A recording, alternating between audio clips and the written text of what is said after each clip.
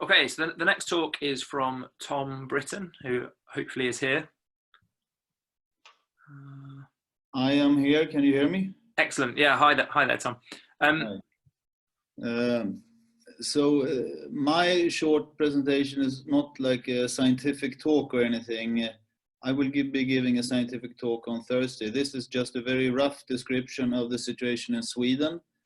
Also, I confess that I did not understand that the focus was to be contact tracing, but I'll try to say a few words about contact tracing. But anyway, people seem to be interested in Sweden. We are called the exception, so I will just describe what's going on in Sweden right now.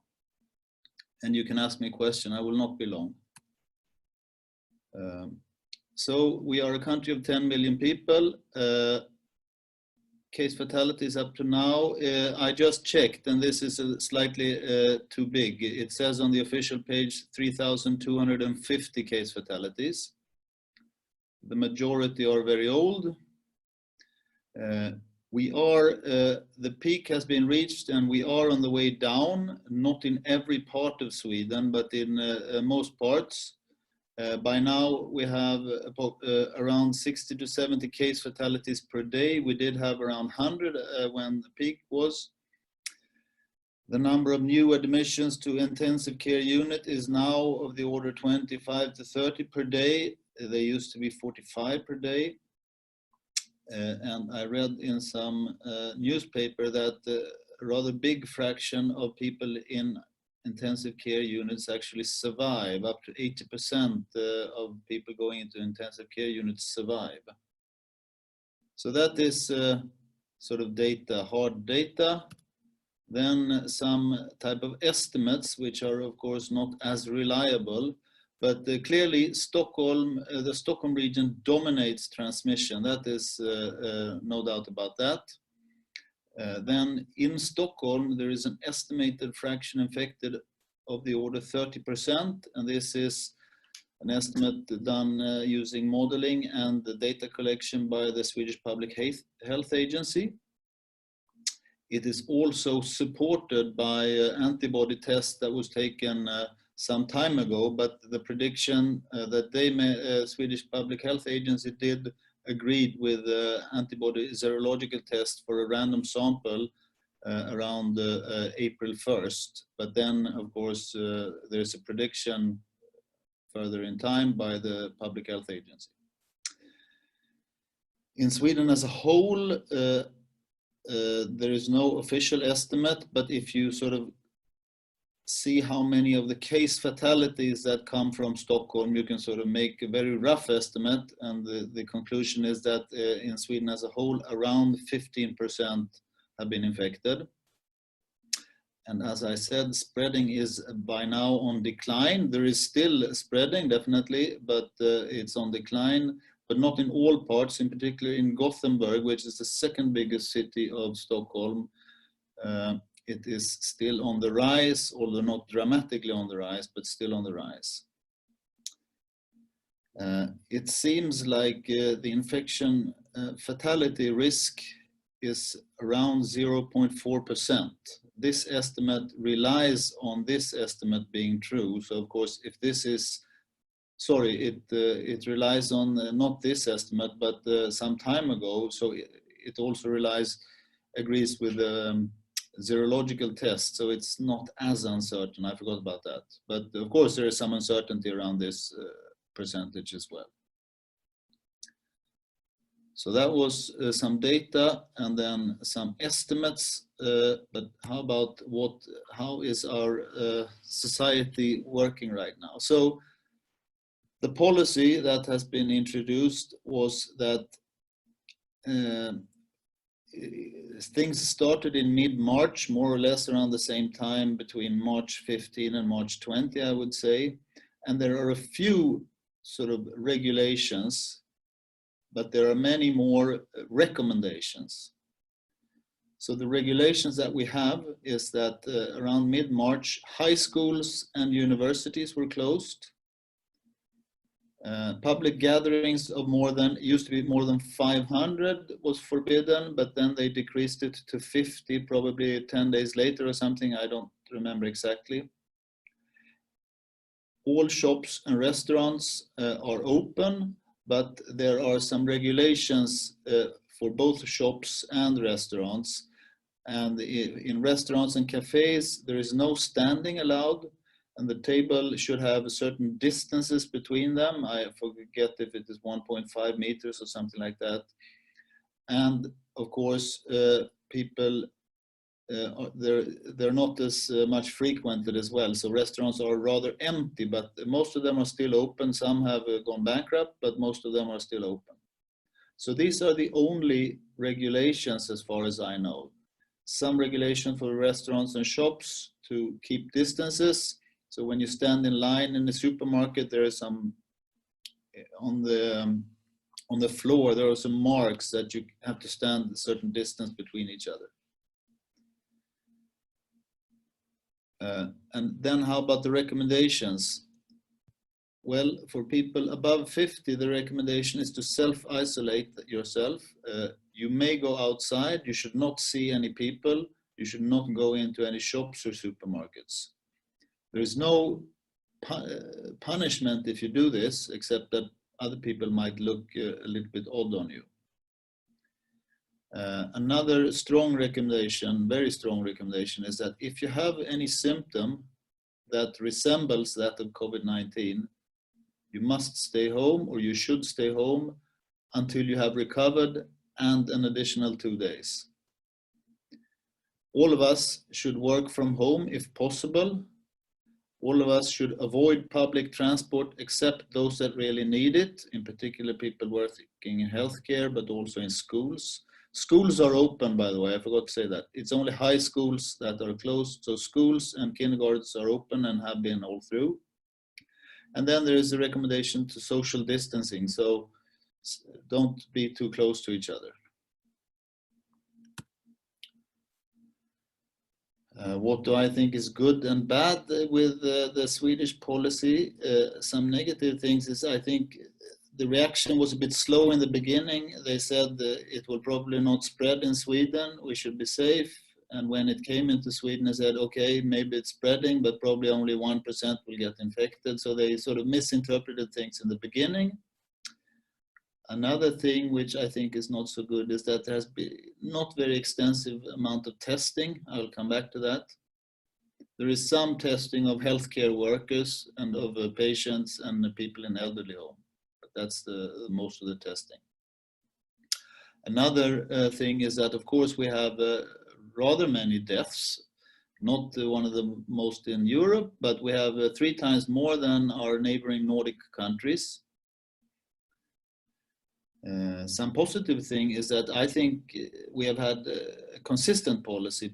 I've heard some criticism against the policy.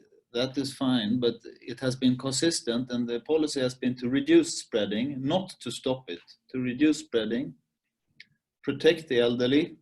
Like most other countries, we have failed there.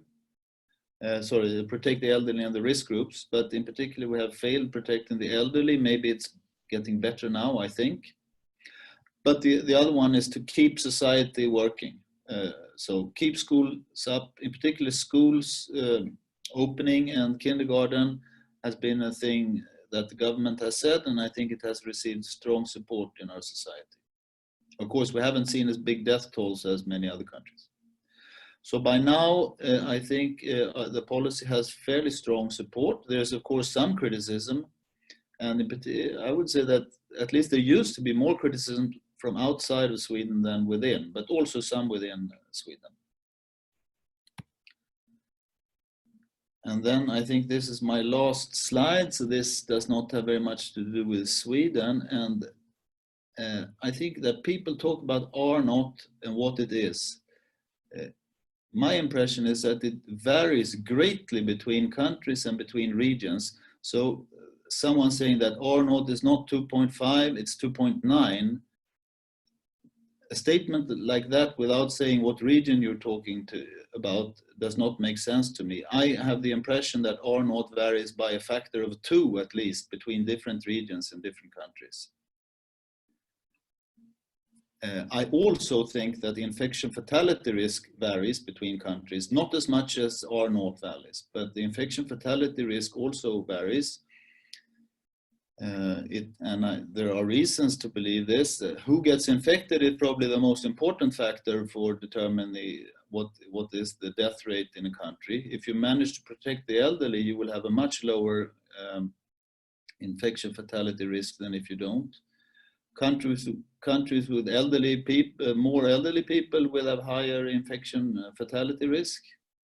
If you have good healthcare system, probably reduces your infection fatality risk, but also some risk factors. Countries with high amounts of smoking, high amounts of obesity, I would guess that the infection fatality risk is different. So that is one thing which sort of goes outside of the topic of this talk. But when we talk about R0, we should be more specific. Which area are we talking about? And the same applies to infection fatality risk.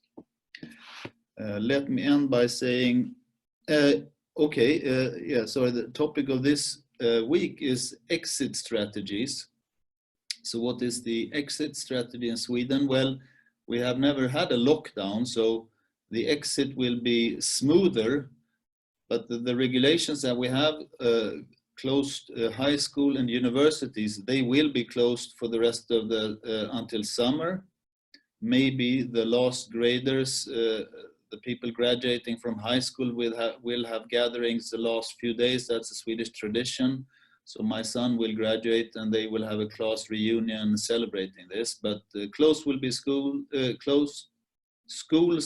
closed, and so will universities up until August. And the restaurants and the supermarkets regulations, they might be relaxed sometime from now until the summer, I would expect. And the self-isolation of elderly, I don't know, but probably that will be relaxed sometime during the summer as well. There has not been all that much discussion about contact tracing, but there has been some criticism that we have tested too few in order to isolate the infected people, and I agree with that criticism. Finally, mobile apps has been discussed, but the Public Health Agency has said that there is no immediate plan to use them in the preventive measures. Also, they are quite reluctant to some of these test companies because the quality of the test is apparently not good for many of these tests. So they have forbidden several of these companies selling the tests that have too low quality. I think that was what I intended to say. I'm happy to answer questions if there are any. Thanks, Tom. That was great. Some very important points there. Does anyone have any questions? Comment. There are of course some practical aspects of this, saying that you should self-isolate if your body mass index is above 28, and you should self-isolate if your blood pressure is above this and that. That is much more complicated to give instructions on that. So I guess that would be one reason why they said self-isolate among 70 plus. Another comment is, why did they choose 70 plus? I mean, they could have chosen 75 plus or 80 plus, and I don't think they have a sort of any strong scientific support for choosing 70. The Swedish retirement age is between 65 and 68, so they would not choose anything lower than 70, but their choice of 70 I think is rather arbitrary. But I agree with you that you could probably, and I'm not specialist in this, but of course you can pinpoint who are risk groups much better than saying that everyone 70 plus is a risk group. But I don't know why they chose the easier way. Yeah, there are some interesting comments coming through the chat, so I'm just going to come to Matt Keeling in Warwick, please. Sorry. Hi, Matt. Yeah. So just to say, I know people, it's not the work from Warwick, but people in the UK have actually looked at the risk factors So you can look at people who are going into hospital, and there's something called the news score, which basically says how healthy they are, what comorbidities they have. And it does look as if being, let's say, over 70, even if you are otherwise healthy, is a significant risk factor. Probably more so than almost all the other comorbidities, other than some of the extreme sort of heart conditions. So it does seem that age is actually just a significant factor on its own, even if you're healthy, which I mean, I was quite surprised at it, but that's what the data looked like. On a similar point, is there anything, so Ros, is there anything you want to add on that? No, I agree with Matt, and I think that as Tom mentioned, it's a useful proxy for containing a lot of the comorbidities that they are, which increase steeply with age. So if you do an age-based one, then age-based cutoff, then you don't have to rely on diagnosis. You don't have to rely on identifying the risk factors, because you know they're going to start accumulating in that age group. Yeah, great. Okay, thanks. We'll come to Carl Pearson next, who has his hand up, I think.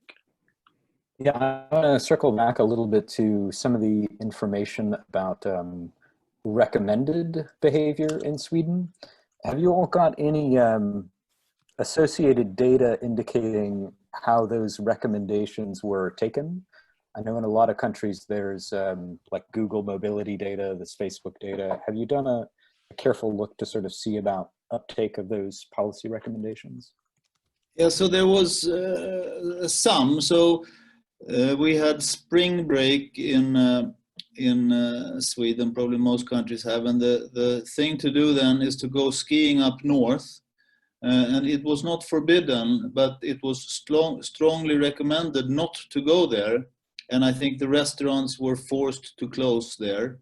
But then there was some mobile information gathered, and the turnout was that compared to last year, I think the number of people going from the cities up north was 0.1% as compared to last year. So even though it was not a law, it was followed. And another data, that type of data that I heard was actually yesterday, and that is that people are moving around much more now. So people hear that the transmission is going down, and if you have been to Sweden, you know we have a cold winter and spring, and when sun comes out we get crazy and we want to go out and sit in restaurants. So that is what people are doing more and more now, and that is allowed, but the tables should be some distance apart. But there was on the news yesterday that people should be aware that the recommendations has not lifted. They remain and will remain for at least another month. Great, thanks. I think in the interest of time, we should probably